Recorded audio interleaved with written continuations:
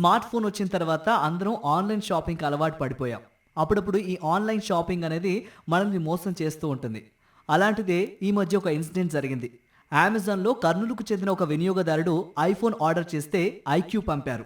అవును, మీరు వింటుంది నిజమే. ఐఫోన్ ఆర్డర్ చేస్తే ఐక్యూ పంపారు. దాంతో అమెజాన్కు నాన్ బెయిలబుల్ వారెంట్ జారీ చేసింది కన్స్యూమర్ కోర్ట్. ఇటీవల ఓ వినియోగదారుడు 80,000 రూపాయలు చెల్లించి ఐఫోన్ 15 ప్లస్ ఆర్డర్ పెట్టాడు. దానికి బదులుగా అమెజాన్ ఐక్యూ ఫోన్ను డెలివరీ చేసింది. దీంతో కంగుతిన్న బాధితుడు కస్టమర్ కేర్ను సంప్రదించాడు. అమెజాన్ నుంచి ఎలాంటి స్పందన రాలేదు. దీంతో కోపోద్రిక్తుడైన కస్టమర్ కర్నూలు జిల్లా కన్స్యూమర్ కోర్టును ఆశ్రయించారు. విచారణ చేపట్టిన కోర్టు అమెజాన్కు కీలక ఆదేశాలు జారీ చేసింది. కస్టమర్కు ఐఫోన్ డెలివరీ చేయాలని, లేదంటే 80,000 రూపాయలు రీఫండ్ చేయాలని సూచించింది. అదనంగా 25,000 రూపాయలు నష్టపరిహారంగా చెల్లించాలని ఫోరం ఆదేశించింది. అయితే అమెజాన్ సంస్థ ఆ ఆదేశాల్ని పట్టించుకోకపోవడంతో నాన్ బెయిలబుల్ వారెంట్ జారీ చేసింది.